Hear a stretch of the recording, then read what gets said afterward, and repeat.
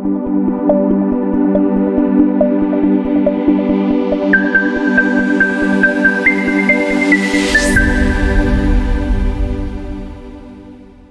To me Rayalaseema TV. ముందుగా ముఖ్యాంశాలు.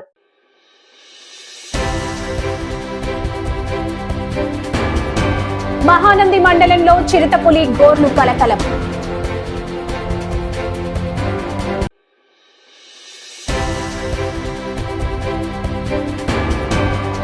ఓడిపోయిన ఆర్టీసీ బస్సు టైర్ తప్పిన పెను ప్రమాదం.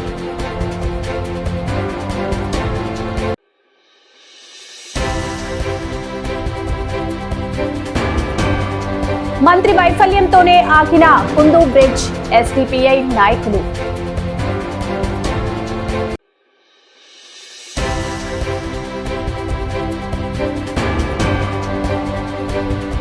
Yamaha XSR 155 FZ rate bike launching చేసిన టీడీపీ నాయకుడు NMD ఫిరోజ్.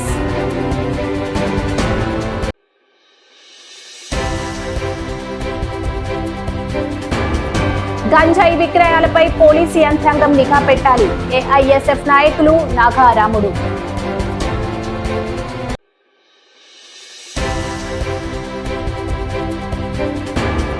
శ్రీ సంకల్ప్ ఒలింపియాడ్ స్కూల్లో ఘనంగా జరిగిన ఫార్మర్ డే.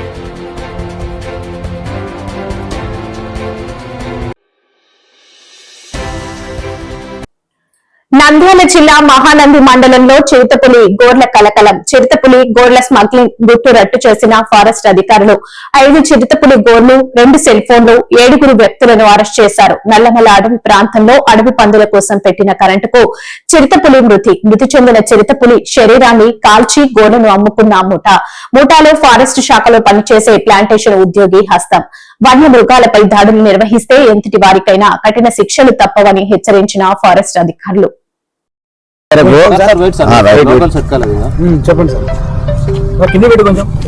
పై అధికారులు అందిన సమాచారం మేరకు 2/12/2025 తేదీన సాయంత్రం 6 గంటలకు నంద్యాల పద్మావతి నగర్ కు చెందిన ప్రణవ్ నిర్వహిస్తున్న టాటో షాప్ నందు వన్యప్రాణులకు సంబంధించిన ఆర్టికల్స్ ఉన్నాయని తెలిసినవి. అటవీ అధికారులు మరియు పోలీస్ అధికారులు సెర్చ్ వారెంట్ ద్వారా ఆయన షాప్ని తనిఖీ చేయడం జరిగింది. షాప్లో ఎలాంటి వన్యప్రాణులకు సంబంధించినవి ఏమని దొరకగా నెక్స్ట్ అతను వాళ్ళ ఇంటికి పోయి ఇంటికాడ సెర్చ్ వారెంట్ ఇచ్చి ఇల్లంతా సెర్చ్ చేయడం జరిగింది. అతను ప్రణవ్ అనే వ్యక్తి అతని మెడలో ఒక గోల్డ్ అంటే బంగారం చైన్తో కూడిన ఒక దాంట్లో డాలరు, లెపర్డ్ క్లా అంటే గోర్లు అది ధరించి ఉన్నాడు. అతను మేము ఇంట్రాగేషన్ మొత్తం సెర్చ్ చేసినాక మనం ఇంట్రాగేషన్లో అతను చెప్పినాడు, నేను ఒక చైన్ తీసుకున్నాను, ఒక వ్యక్తి ద్వారా నేను తీసుకున్నాను, అతను గోపారం అగ్రికల్చర్ ఫారం మహానందిలో ఉంటాడని చెప్పి అతను అంటే పేరు నేను చెప్పదలుచుకోలేదు. మళ్ళీ ఫర్దర్గా మనము ఆల్రెడీ అరెస్ట్ చేసినాము. అతనికి అరెస్ట్ చేయడం జరిగింది. అతను కార్పొరేషన్ ఏపీ ఫారెస్ట్ డిపార్ట్మెంట్ కార్పొరేషన్లో టెంపరీ ప్లాంటేషన్ వాచర్గా ఉన్నాడు. అతను రెగ్యులర్ ఎంప్లాయీ కాదు. ఆ ప్లాంటేషన్ వాచర్ చేస్తూ అతను ఈ కరెంటు పెట్టి అతను మన పొలాలు బనానా గార్డెన్స్ ఉన్నాయట, గాంధీ బొమ్మ అంటే గాంధీ స్టాచ్యూ కూడా ఒక బనానా గార్డెన్స్లో ఆయనతో సహచరులు ఒక 4 కలిసి కరెంటులు పెట్టి లైవ్ కరెంటు ఏదో పంది పడుతుంది, పంది తీసుకొని వాళ్ళు అది అలవాటు, వాళ్ళకు పంది పడినాక వాళ్ళు మాంసం చేసుకొని అమ్ముకోవడము తినడము అది అలవాటుగా వాళ్ళు 4-5 మంది కలిసి చేసేది. అది ఆ రోజు రాత్రి కరెంటు షట్ డౌన్ అయిన తర్వాత వాళ్ళు పోయి చూసినాక చిరుతపులి అనేది పడింది. వాళ్ళు కూడా చిరుతపులి అని పడినాక వాళ్ళు ఏం చేయాలనేది తెలిసి భయపడి వాళ్ళు దాన్ని అంటే చిరుతపులి కరెంట్ పడినాక స్కిన్ అంతా పూర్తిగా డ్యామేజ్ అయిపోయింది. ఆ డ్యామేజ్ అయిన స్కిన్ని వాళ్ళు కాల్ చేసినారు, బాడీ అంతా కాల్ చేసి దానికి ఉపయోగపడేది కేవలం గోర్లు కదా అని చెప్పి ఆ కాళ్ళు కట్ చేసి వాళ్ళు ఎవరెవరు కావాలంటే వాళ్ళకు అమ్మేసినారు. అది వాళ్ళకి అందరి పేర్లు ఉన్నాయి. మేము దాదాపు అందరినీ అరెస్ట్ చేస్తాము. కొంతమంది కూడా మేము రికవర్ చేసినాం. దాదాపు ఇప్పుడు 5 గోర్లు రికవర్ చేసినాము. ఇది వన్యప్రాణుల చట్టం కింద నేరము 3 సంవత్సరాల నుంచి 7 సంవత్సరాల వరకు జైలు శిక్ష అనుభవిస్తారు. తర్వాత నేను మీ ద్వారా ప్రజలకు మరియు ప్రతి ఒక్కరికి స్టూడెంట్స్కు కానీ ప్రతి ఒక్కరికి నేను నా రిక్వెస్ట్ ఏమంటే ఇటువంటివి పనులు ఇటువంటి నేరాల్లో పాల్గొని మీరు జీవితాన్ని నాశనం చేసుకోకూడదని నేను ఒక మనవి చేస్తున్నాను. ఇలాంటి నేరానికి ఇటువంటి నేరం కానీ ఫారెస్ట్ నేరాలు ఏదైనా ఉంటే మాకు ఫారెస్ట్ అధికారులకు ఫోన్ ద్వారా ఇన్ఫర్మేషన్ ఇవ్వండి. వాళ్ళ పేర్లు మేము గోప్యంగా పెడతాము, వాళ్ళకు రివార్డ్స్ ఇస్తాము. Thank you very much. ఎంత కమ్ముకున్నారు సార్ వీటిని? ఇప్పుడు అది ఒక్కడు 14,000కు అమ్మినాడు 2 గోర్లు. మనకు ఎట్లా దొరికిందంటే ఫోన్పే ద్వారా అతను పేమెంట్ చేసినాడు. ఆ ఫోన్పే ట్రేస్ అవుట్ చేసినాము. ఈ నేరం ఇప్పుడు కాదు, ఇది 2023 డేట్ సార్, 8 జూన్ 2023. ఇది వాళ్ళు వీడియో రికార్డ్ చేసి అవి చేసినందుకు అవి మనకు ట్రేస్ అవుట్ అయినాయి. సార్ వాళ్ళు కొన్ని పై అధికారులకు ఫారెన్సిక్ దానివల్ల ఇంకా కొంచెం ఇన్వెస్టిగేట్ చేసి పై అధికారులు మాకు ఇలాంటి మనకు ఫీడ్బ్యాక్ ఇచ్చి ఇన్ఫర్మేషన్ మనం ఒక టీం ఫార్మ్ చేసి టీం వల్ల మేము ఇంతమందిని పట్టుకోగలిగాము. ఇంకా కొంతమంది ఎంక్వైరీలో రావచ్చు, వాళ్ళని కూడా అరెస్ట్ చేస్తాం. అంటే కొన్ని అమ్ముకున్నారు, కొన్ని అది చిన్న అంటే చిరుతపులి పెద్ద పులి అంటే చిరుతపులి పెద్దది కాదు, అది చిన్న పిల్ల. ఆ పిల్లని గోర్లు కొన్ని వచ్చింటాయి, కొన్ని ఇరిగింటాయి కదా. మనకు దాదాపు ఒక 10 నుంచి 13 దాకా వాళ్ళు అమ్మినారని తెలిసింది. కొంత ఫ్రెండ్ సర్కిల్లో ఫ్రెండ్ కావాలని చెప్పి వాడు ఏదో ఇచ్చేసినారు. అవి ఏమైనా కానీ ఇప్పటి వరకు మాకు 5 రికవరీ అయినాయి. మిగతావి కూడా మేము రికవర్ చేస్తాము. కొంతమంది మొబైల్ కూడా అరెస్ట్ చేస్తాము. అవి పులి గోర్లనే మనము చూసే వరకు చెప్పలేము. ఎందుకంటే ఈ కాలంలో మీరు శ్రీశైలం కానీ తిరుమల దేవస్థానం కూడా చూడండి, ఆడ బయట అమ్ముతుంటారు.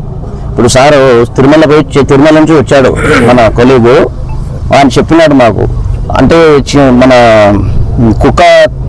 కుక్క చర్మంకు తీసి వాళ్ళు పులిగా పెయింట్ కొట్టి పెట్టేస్తున్నారు. అంటే కొంతమంది పులిది అనుకుంటున్నారు, కానీ అది పులిది కాకపోవచ్చు, కుక్కది ఉండొచ్చు. అన్ని మెడలు వేసుకునేటివన్నీ మనము అడవి జంతువులని మనం చెప్పలేము. అది కంప్లీట్గా ఫారెన్సిక్ నుంచి మనకు రిపోర్టు లేకుంటే ఎవరైనా ఎక్స్పర్ట్ వారు చూసి దాన్ని నిర్ధారించవచ్చు.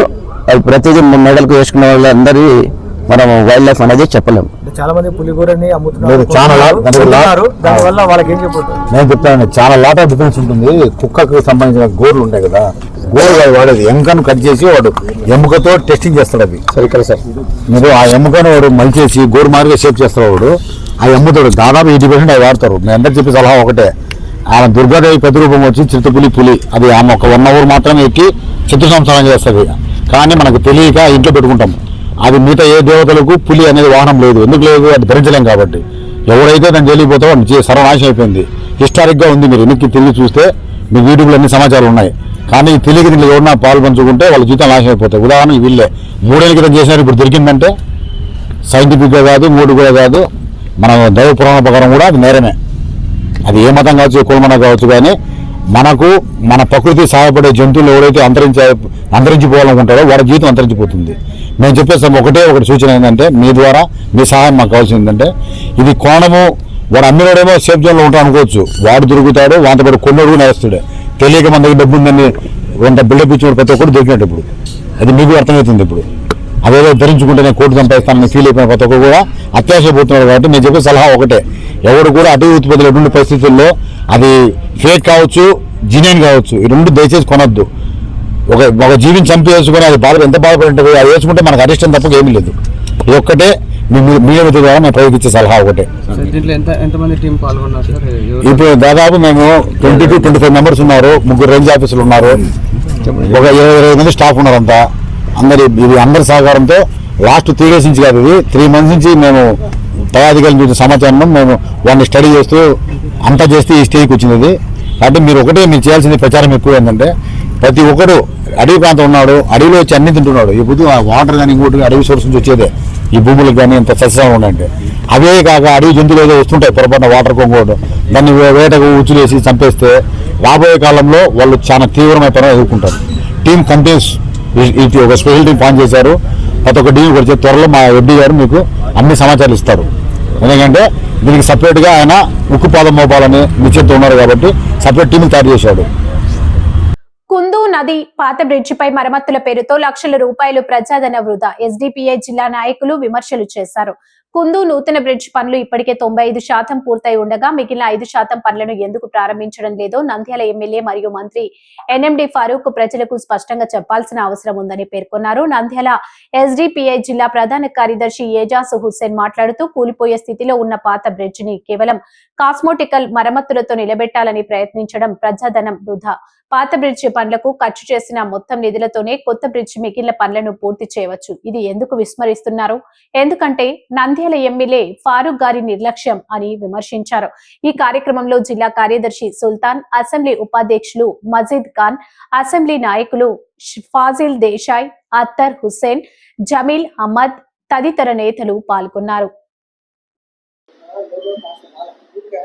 కుందు నది నందమూర్ నగర్ దారిలో నందమూర్ నగర్కు వెళ్లే ప్రజలకు మరియు అటు సైడ్ తిరిగే ప్రజలందరికీ కుందు బ్రిడ్జి ఒక ఇంపార్టెంట్ది.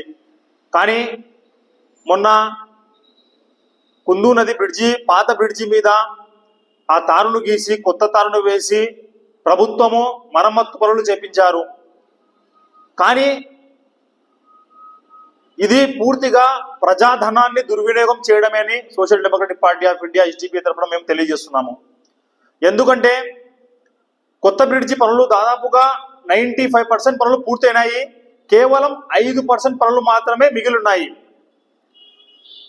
మీరు ఏదైతే ఆ పాత బ్రిడ్జిని కూలిపోయే బ్రిడ్జి ఈ రేపు మాపు కూలిపోతుంది అని మీరే అక్కడ పెద్ద పెద్ద వాహనాలు తిరగకూడదని మీరే అక్కడ అనౌన్స్మెంట్ చేయించి అక్కడ పోలీసు పహారా కూడా పెట్టారు. కూలిపోతుందని మీరే చెప్పారు. ఇప్పుడు ఆ కూలిపోయే బ్రిడ్జి మీదనే మీరు ఇప్పుడు కంకర గీకి మరియు దాని మీద తారు వేయించి మళ్ళా అక్కడి నుంచే ప్రజల్లో ప్రయాణించండి అని చెప్పడము చాలా దారుణమైన విషయం. ఆ మిగిలిన 5% పనులకు ఆ డబ్బే అక్కడ పెట్టి ఆ పని చేపిస్తుంటే ఆ బ్రిడ్జి కొత్త బ్రిడ్జి పూర్తయ్యేది. 8 సంవత్సరాలు కావస్తున్నా కూడా మీకు నిమ్మకు నీరెత్తినట్లు మీరు వ్యవహరిస్తున్నారు. ఇది పూర్తిగా మంత్రి గారి ఎన్ఎండి ఫరూక్ గారి వైఫల్యం. లేదా ఫరూక్ గారు ఏమైనా ఆ పాత బ్రిడ్జిని వరల్డ్ హెరిటేజ్ అప్లై చేద్దాం అనుకుంటున్నారేమో మనకు తెలియదు. పాత పురాతన కట్టడం కింద అప్లై చేయాలనుకుంటున్నారేమో తెలియదు. దయచేసి ఇప్పటికైనా సమయం ఉంది. ఆ బ్రిడ్జి కొత్త బ్రిడ్జి మీద మీరు కాన్సన్ట్రేషన్ చేయండి. లేకుండా రండి మీడియా ముందరకు వచ్చి చెప్పండి ఇది ప్రాబ్లం ఉంది, అక్కడ ఈ బ్రిడ్జి మనం పూర్తి చేయలేము, ఇది మాకు చేత కాదు. లేకుంటే ఏదైనా ప్రాబ్లం ఉంటే మీడియా ముఖంగా వచ్చి ముందు చెప్పండి. అంతేగాని దాని మీద ప్రజలకు ఎటువంటి అప్డేట్ ఇవ్వకుండా కేవలం ఆ కూలిపోయే బ్రిడ్జి మీదే మరమ్మతులు చేయడము మరియు అక్కడ ఏదైనా జరగరానిది జరిగితే మీదే బాధ్యత వహిస్తారని social democratic party of India SDP తరఫున మేము తెలియజేస్తున్నాము. ప్రజల ముఖ్య సమస్యలను మీరు పరిష్కరించాలి. ఇదే మీ ప్రభుత్వంలోనే 6 నెలల క్రితము పద్మావతి నగర్ రోడ్డు కొత్త రోడ్డు మీరే శాంక్షన్ చేపించి 6 నెలలలో పూర్తి చేశారు. అక్కడ పద్మావతి నగర్ రోడ్డును అయితే 6 నెలలు పూర్తి చేస్తారు. సంవత్సరాల తరబడి కుందు నది బ్రిడ్జ్ అయితే పూర్తి చేయరు. ఎందుకు అంటే మీకు ఇక్కడ పద్మావతి నగర్ రోడ్డు ఏదైనా మీకు అందింది, ఏదైనా మీకు బాగా నచ్చింది కాబట్టి చేస్తారు. కుందు నది బ్రిడ్జిని మాత్రం మీకు ఏం అందలేదనుకుంటా బహుశా, అందుకోసం అక్కడ పూర్తి చేయడం లేదా మీరు అని ప్రజలు కూడా మిమ్మల్ని ప్రశ్నిస్తున్నారు. లేదా పద్మావతి నగర్ రోడ్డులో తిరిగే వాళ్ళే మనుషులు నందమూర్ నగర్కు మరి అటు చుట్టుపక్కల గ్రామాలకు వెళ్లే వాళ్ళు మనుషులు కాదా? అక్కడ వాళ్ళు తిరగకూడదా? అంటే ఇక్కడ మాకు విషయం ఏమర్థం అవుతుందంటే పద్మావతి నగర్ రోడ్డులో అక్కడ బిజినెస్ చేసే వాళ్ళు పెద్ద వాళ్ళు బాగా డబ్బున్న వాళ్ళు డబ్బున్న వాళ్ళు అక్కడ తిరుగుతారు. అక్కడ బిజినెస్ ఉంది కాబట్టి అక్కడ మీరు డెవలప్ చేయాలి. ఇక్కడ సాధారణ మధ్యతరగతి ప్రజలు మరియు కూలినాలు చేసుకునే వాళ్ళు తిరుగుతారు కాబట్టి ఇక్కడ మాకు అవసరం లేదని మీ ఉద్దేశమాన్ని సందర్భంగా ప్రశ్నిస్తున్నాము. ఇప్పటికైనా మేల్కొనండి. ఆ పాత కూలిపోయే బ్రిడ్జిని మరమ్మతులు ఆపేసి తక్షణమే మిగిలిన 5% బ్రిడ్జి కొత్త బ్రిడ్జి పనులు పూర్తి చేసి ప్రజలకు అంకితం ఇవ్వాలని social democratic party of India SDP తరఫున డిమాండ్ చేస్తున్నాము. మీరు వెంటనే ఆ పనులు మొదలు పెట్టకపోతే అక్కడ మీ పాత బ్రిడ్జిను దాదాపు మేము అక్కడ బ్లాక్ కూడా చేస్తామని సందర్భంగా తెలియజేస్తున్నాను. నంద్యాల జిల్లా ఊడిపోయిన ఆర్టీసీ బస్సు టైరు తప్పిన పెను ప్రమాదం. కర్నూలు నుంచి తిరుపతికి వెళ్తున్న ప్రభుత్వ ఆర్టీసీ సూపర్ లగ్జరీ బస్సుకు తప్పిన ప్రమాదం. పాణ్యం సమీపంలోని తమ్మరాజుపల్లె వద్ద ఒక్కసారిగా ఊడిపోయిన ఆర్టీసీ బస్సు వెనుక టైరు డ్రైవర్ గమనించి బస్సును ఆపడంతో ప్రమాదం తప్పింది. ప్రమాద సమయంలో 28 మంది ప్రయాణిస్తున్నారు. ప్రయాణికులు అసంతృప్తి వ్యక్తం చేశారు. నంద్యాలలోని శ్రీ ప్రథమ నందీశ్వర స్వామి ఆర్చి పక్కన ఉన్న యమహా కంపెనీ షోరూం మొదటి వార్షికోత్సవ సందర్భంగా నూతన టెక్స్ బైక్స్ లాంచ్ కార్యక్రమాన్ని గురువారం సాయంత్రం నిర్వహించారు. ప్రారంభోత్సవ కార్యక్రమానికి ఎన్ఎండి ఫిరోజ్ ముఖ్య అతిథిగా హాజరయ్యారు. XSR 155 FZ రేవ్ బైక్లను లాంచ్ చేశారు. ఈ సందర్భంగా ఎండి ఫిరోజ్ మాట్లాడుతూ తనకు యమహా కంపెనీకి చెందిన బైక్లు ఎంతో ఇష్టమని, ఇంటర్మీడియట్ చదివే రోజుల్లో తనకు యమహా RX 100 బైక్ ఉండేదని ఆయన గుర్తు చేశారు.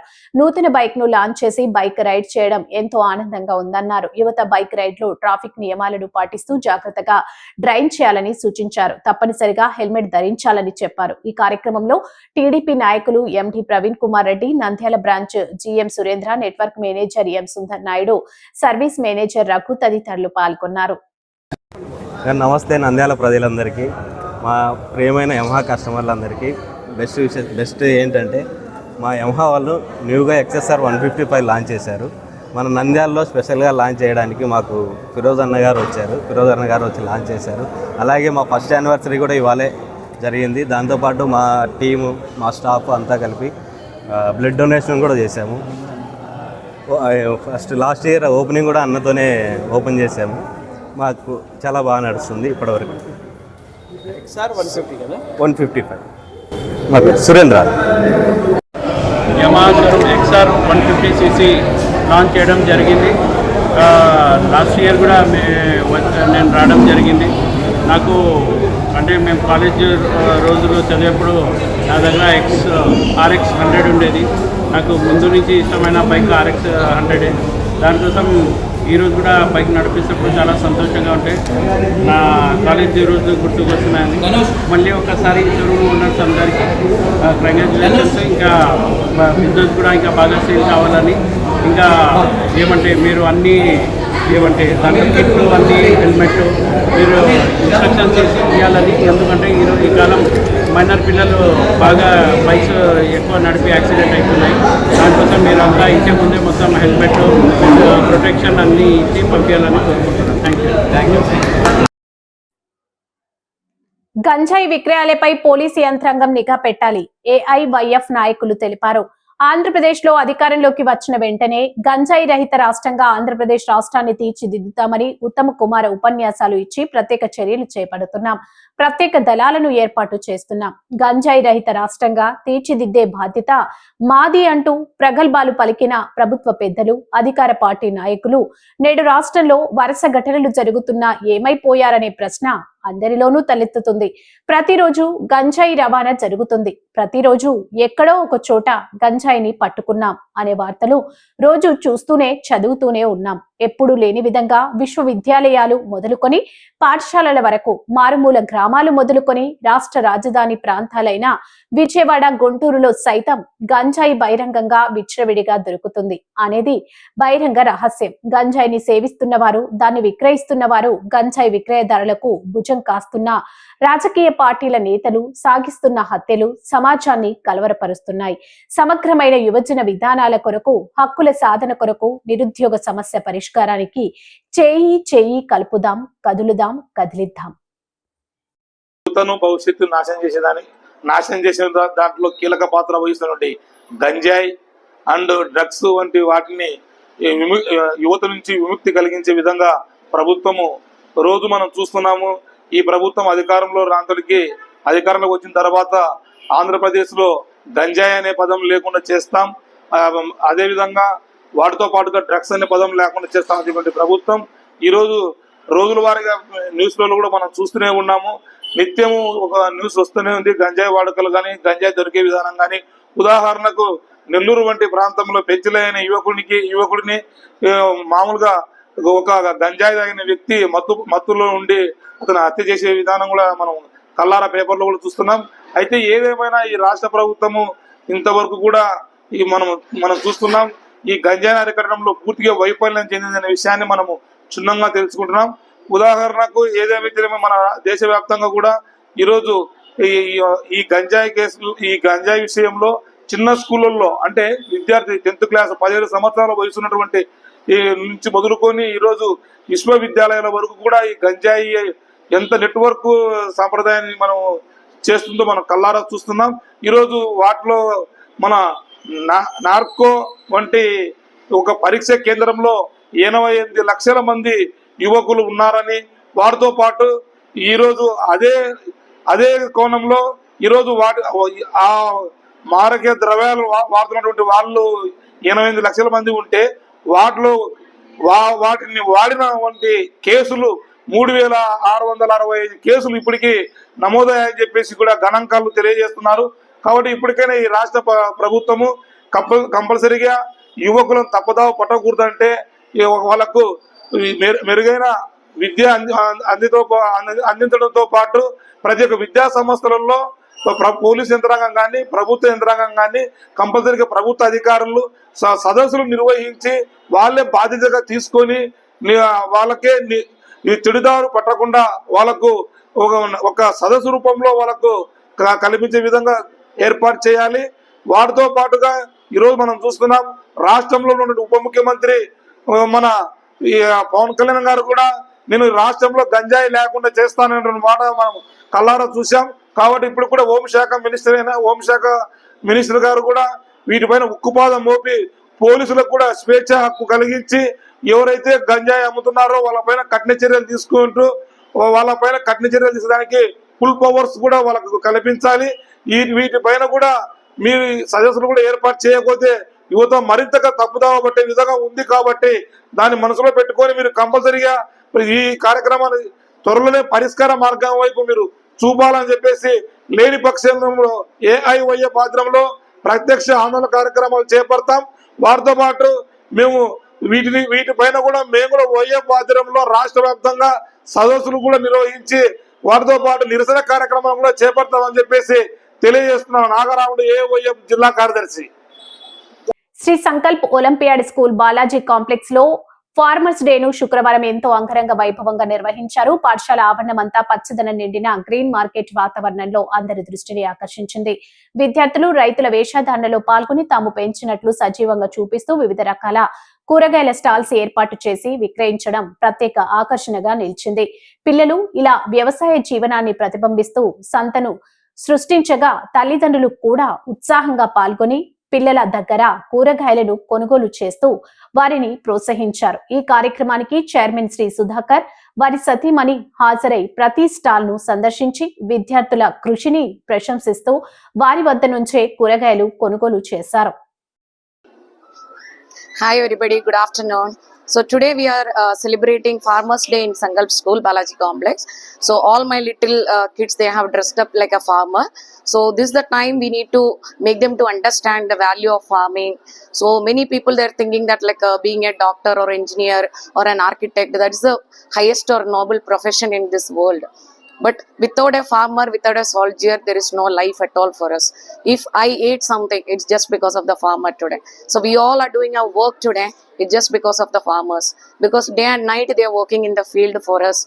So kids also nowadays, they don't value the food, they keep throwing the food. So this is the reason we plan to conduct this program here. And also along with this, we have set up a mock market also here. My students, they brought all the vegetables, whatever is available in the market, everything is carried by the students. So immediately after this, we are going to have the mock market also, and the students, they go to know about the importance of farming, how the crops are growing in the farm, how long it takes, so how much what all struggles a farmer will pass through by growing all these crops. So that's the reason we have taken up this concept. So once again, wishing you all the farmers a happy Farmers Day.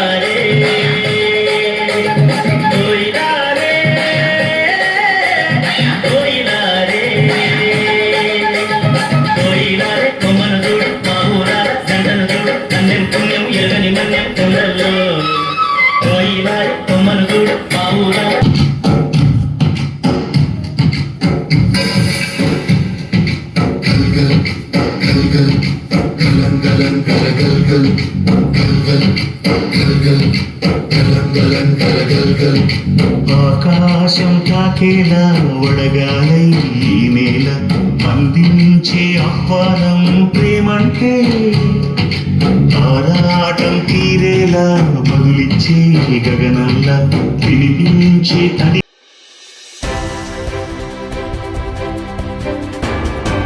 Mahanandi మండలంలో చిరుతపులి గోర్లు కలకలం.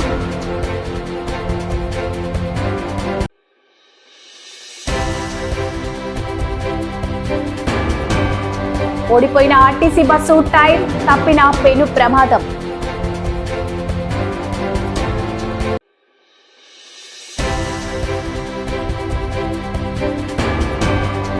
మంత్రి వైఫల్యంతోనే ఆగిన Kundu bridge SDPI నాయకులు.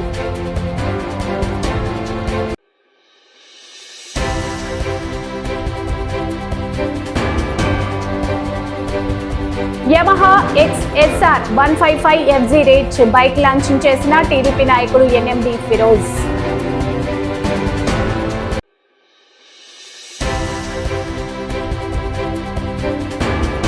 గంజాయి విక్రయాలపై police యంత్రాంగం నిఘా పెట్టాలి. ఏఐఎస్ఎఫ్ నాయకులు నాగారాముడు.